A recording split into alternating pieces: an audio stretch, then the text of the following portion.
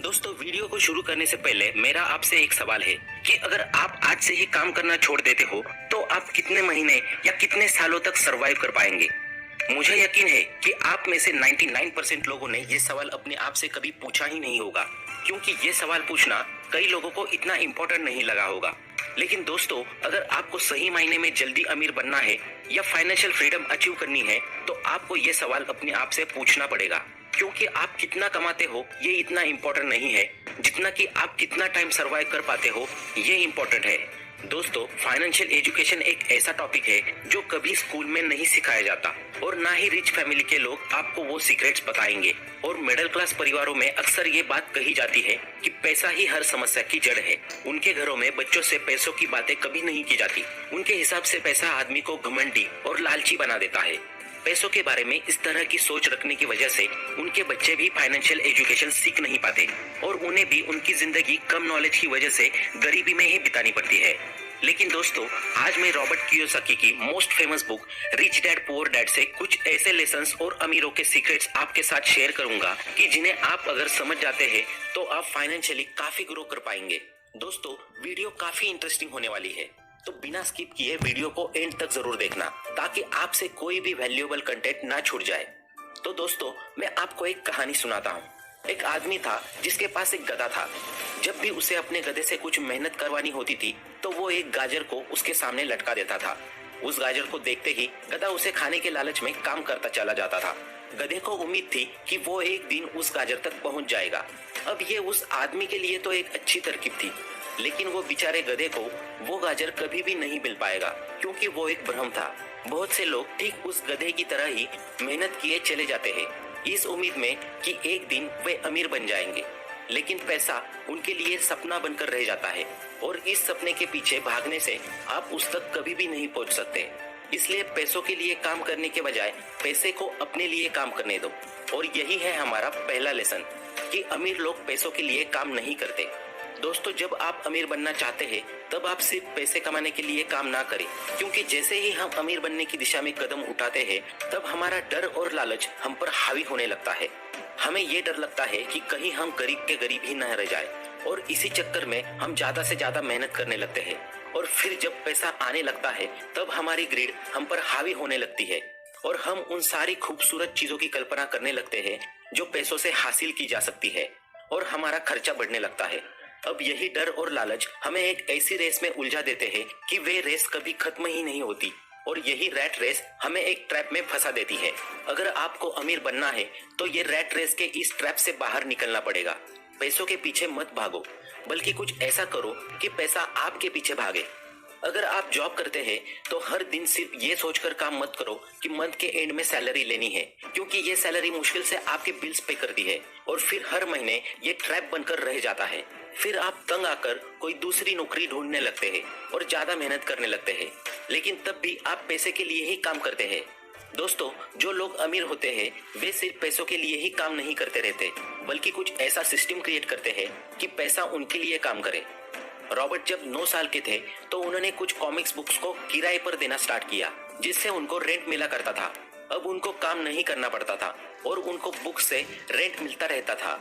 अगर आप भी ऐसा सिस्टम क्रिएट कर लेते हो जिनमें आपकी मौजूदगी की जरूरत नहीं है तो वो है सही मायने में फाइनेंशियल फ्रीडम। अब नेक्स्ट सेकंड लेसन है एसेट्स एंड लायबिलिटीज में फर्क समझिए और एसेट्स खरीदिए। एसेट्स यानी कि वो चीज जो आपके पॉकेट में पैसा डालती है और लायबिलिटीज यानी कि वो चीज जो आपके पॉकेट में से पैसा निकालती है। अक्सर देखा गया है कि गरीब और मिडिल क्लास लोग लायबिलिटीज को एसेट समझ लेते हैं, लेकिन अमीर लोगों को अच्छे से पता होता है कि एसेट्स क्या होते हैं।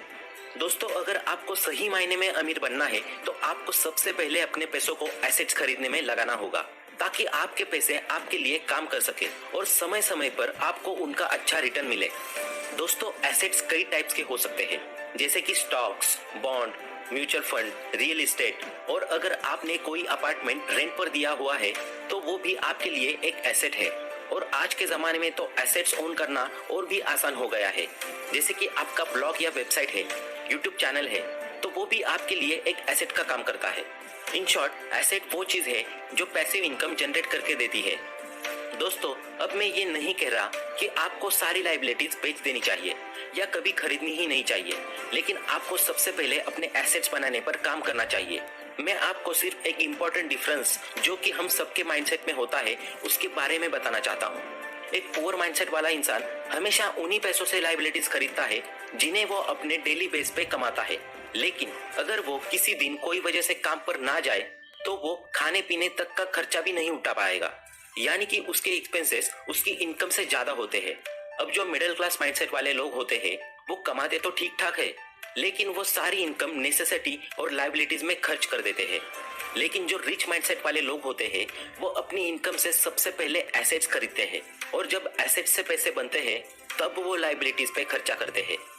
अब नेक्स्ट थर्ड लेसन आता है कि अमीर लोग समझदारी से टैक्स बचाते हैं।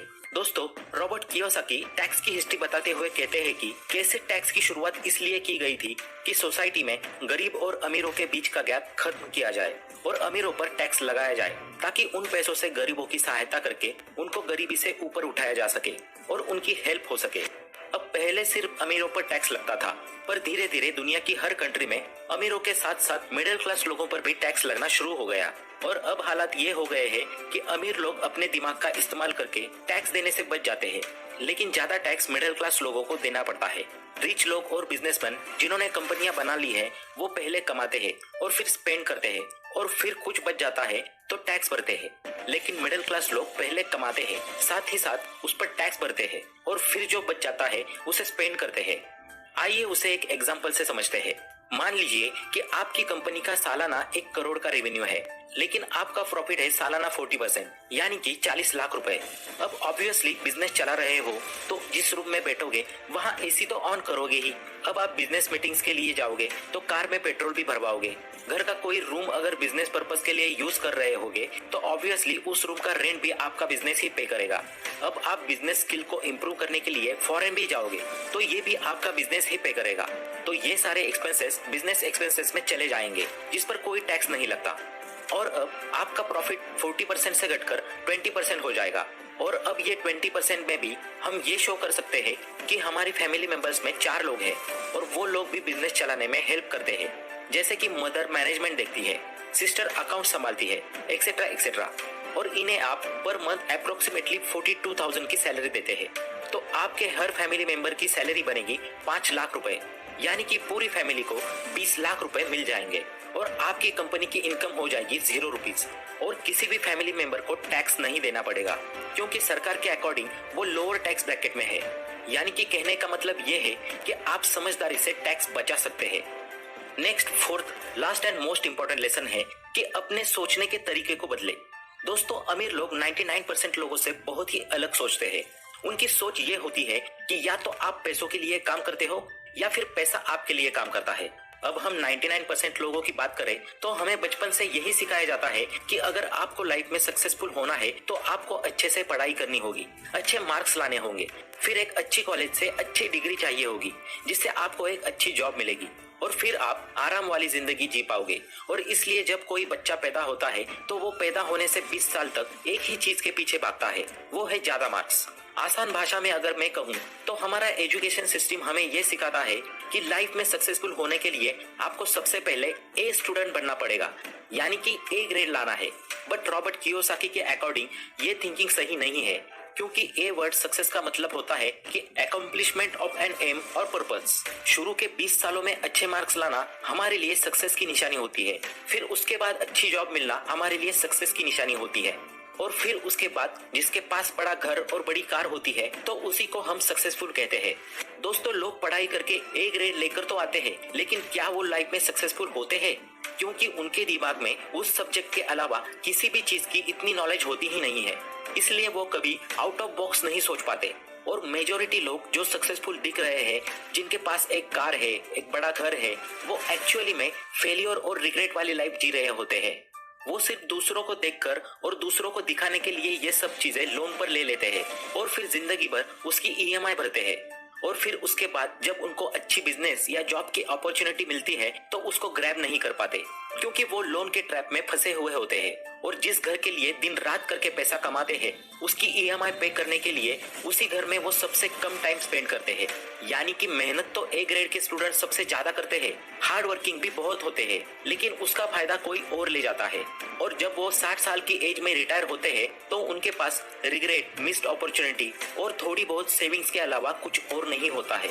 इसलिए लाइफ में सक्सेसफुल होने के लिए हमें ये सीखना सबसे जरूरी है कि हम अपनी लाइफ में किस चीज को अपना एम और पर्पस बना रहे हैं। इसलिए सबसे पहले अपने एम एंड पर्पस पहचानिए, वरना आप ऐसी रैट रेस में फंस जाएंगे जहां से आप कभी भी बाहर नहीं निकल पाएंगे।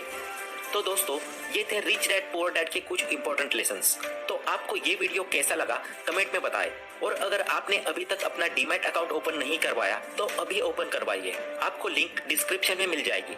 अगर आप ये वीडियो फेसबुक पर देख रहे हैं तो फॉलो करें और यूट्यूब पर देख रहे हैं तो सब्सक्राइब करें, क्योंकि हम ऐसे ही वैल्यूएबल वीडियोस आपके लिए लाते रहेंगे। Thanks for watching.